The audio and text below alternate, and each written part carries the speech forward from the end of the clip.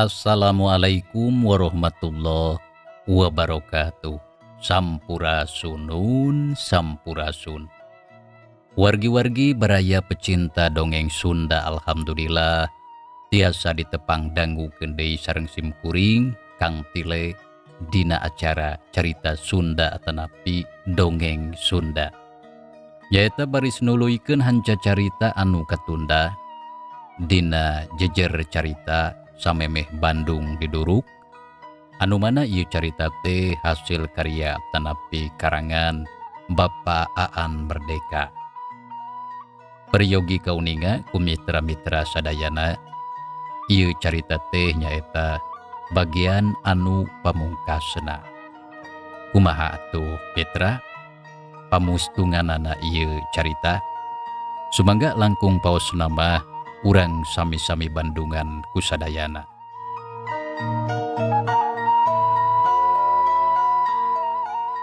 Kasugri kaum dangu.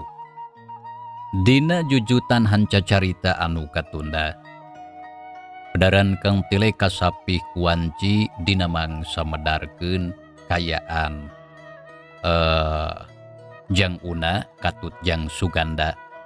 Anu mana maranehna kedah maluruh nyaeta Mang Jejen anu jadi mamangna Suganda. Sumangga mitra urang pusirkeun di perhatian urang kana ieu carita. Mitra kaum dangu, isukna rebun-rebun keneh Jang Una jeung Suganda geus indit. Niatna balik deui muru imahna Aki Sanusi di Ciburial. Itu oge susuganan. Sabab basa kamari Mang Jejen ngajengkat teh bingbritna katebeh kaler. Boh Jang Una, boh Suganda nyangkana Mang Jejen muru imah Aki Sanusi. Kamari Mang Ekem omat-omatan sangkan Mang Jejen kudu kabawa mengadap. Lamun manehna mumul nyamperkeun, kuaing bakal dituding hianat kana perjuangan. Hukumanana berat, kudu kojor, ceuk Mang Ekem. Tapi basa anjog ka Ciburial, tetela Mang Jejen teu kasampak. Nah, ada teu kungsi ka dieu.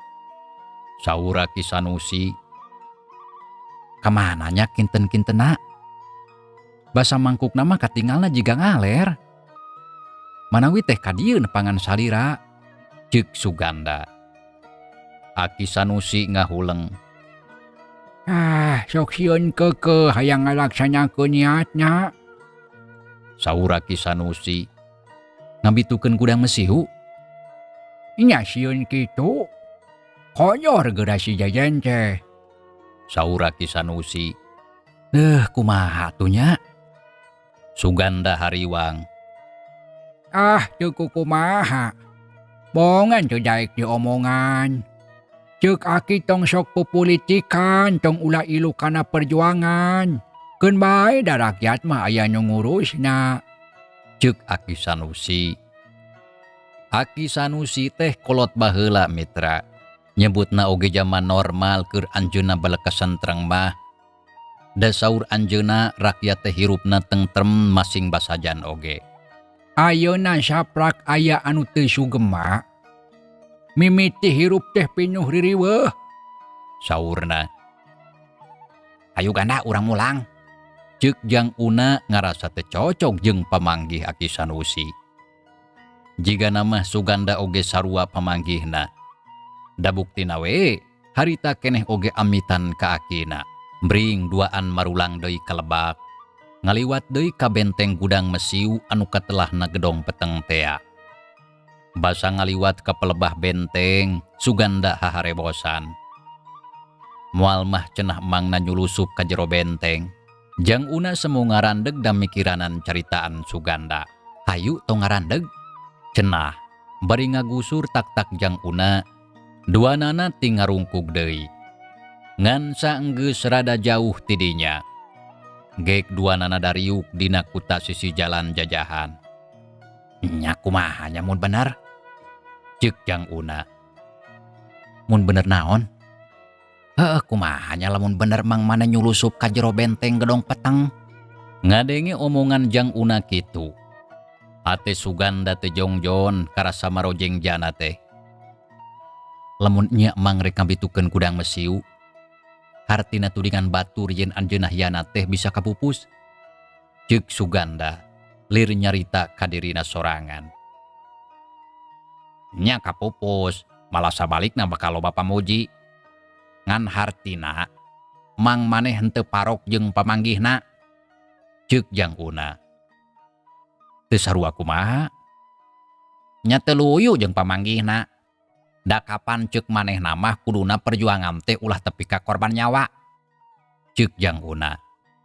Suganda ngaliuk acan ngarti. Mang Maneh teu satuju rencana Bandung diduruk. Alesanana bakal ngorbankeun rakyat loba. Bisa jadi para pajuang ge kudu adu hareupan begalan pati ngalawan musuh. Tapi ayeuna Mang Maneh ridho nyawa tega pati rek ngancurkeun gudang mesiu. Lain eta teh hartina Mang Maneh nyarek batur ulah paeh, kajeun ukur manehna we nu paeh. Ceuk Jang Una. Suganda ngaharuk tungkul. Ceuk Suganda akhirna. Maksud maneh? Urang nyulusup ka Gedong Peteng, mantuan Mang ngabitukeun gudang mesiu. Giliran Jang Una anu neuteup ka Suganda. Geus kitu manehna imut leutik. Uing muji kana kaludeung maneh ganda euy. Tapi naon? Inget omongan Mang Maneh. Yen dena majuangkeun kemerdekaan teh urangna kudu hirup. Maksudna antep we Mang Uing cenah sorangan asup ka gudang mesiu. Ceuk Suganda. Nya nyulusup sosoranganan leuwih babari batan abring-abringan. Mang Maneh leuwih ahli. Beda deui jeung urang. Urang mah can ngalaman yang hareupan bahaya badag. Da tugasna ge ukur nganterkeun surat atawa untap intip. Ari adu hareupan gelut jeung musuh mah acan. Ceuk Jang Una. Suganda ngahuleng. Bisa bae Mang Maneh mun kapergo bakal begalan pati jeung anu jaga gudang. Urang mah moal sanggup. Mun urang milu malah ngaganggu ka Mang Maneh. Meureun manehna bakal kudu nang tayuan kasalamatan urang. Ceuk Jang Una. Hayu urang laporan deui ka Mang Ekem. Ceuk Suganda cengkat. Jang Una oge cengkat. Geus kitu duanana muru ka kidul, nya rek balik deui ka markas di kebon kangkung.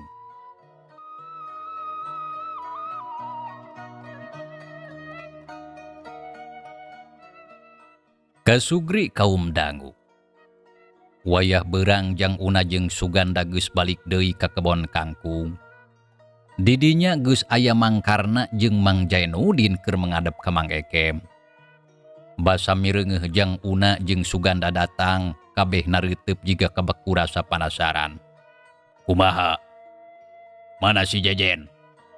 Saur Mang Ekem. Teu kapendak Bapak Komandan. Tembal Suganda. Teu kapanggih kumaha? Kabur kitu eta mangkeluk teh. Kapanggih kumaha? Kabur kitu eta mangkeluk teh. Ceuk Mang Karna ambak. Atuh daradad Jang Una nerangkeun pangalaman tadi basa datang ka Ciburial. Nya eta ka akina Suganda.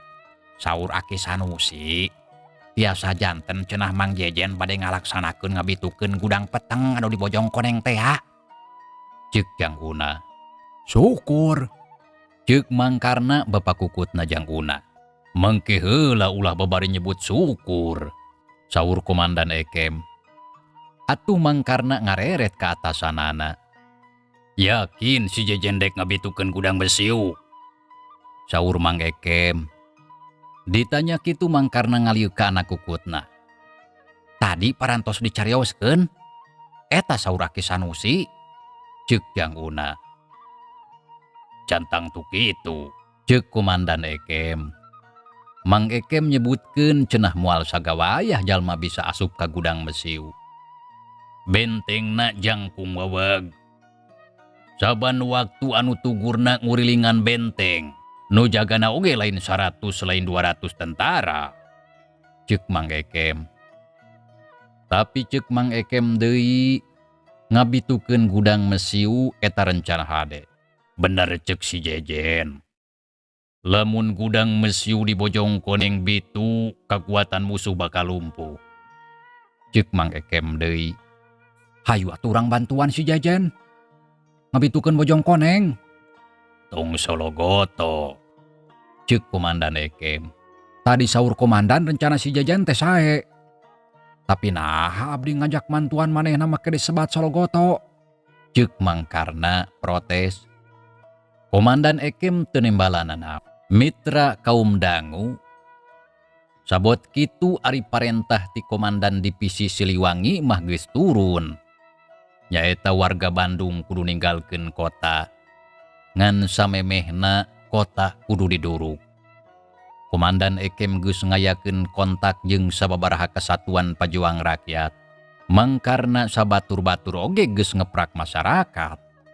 Warga Cicadas geus dibejaan yen kabeh bakal ngungsi ngan samemehna diparentahkeun ngaduruk heula imah masing-masing. Katangen kujang una, warga teh aya anu satuju pinuh ku sumanget. Tapi aya deui anu marmir teu sanggup nyang hareupan poe isuk. Pangusaha toko mah loba anu embung milu ninggalkeun Bandung. Ari alesanana kahirupan ekonomi moal jalan.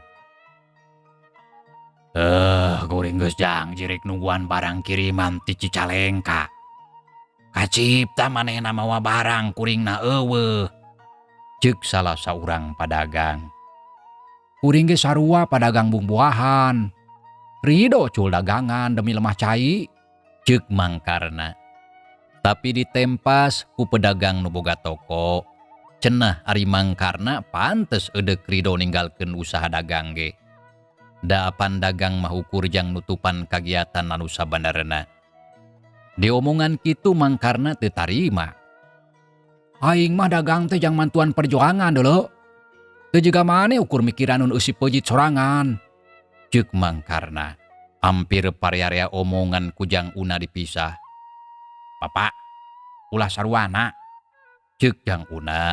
Malah manehna sanggup mapagahan ka bapa kukutna. Yen cenah bajuang demi ngabela lemah cai teh teu bisa dipaksa. Paling urang mah ukur bisa ngajen nepi ka mana kacintana ka lemah cai. Ceuk jang una. Nu teu milu ngaduruk Bandung. Nu embung ninggalkeun kota eta biluk ke penjajah. Ceuk Mang Karna.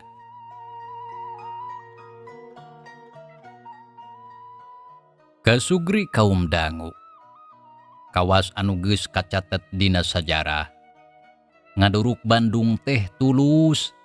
Pan ayeuna sohor peristiwa Bandung Lautan Api. Kota Bandung teh nya diduruk di bumi hanguskeun. Sabab rakyat teu ridho lamun kota Bandung direbut ku penjajah. Mati-mati bisa direbut oge Bandung ulah disesakeun, ulah dimangpaatkeun ku penjajah. Dina catatan anu ditulis, loba pisan bangunan gedong anu diduruk.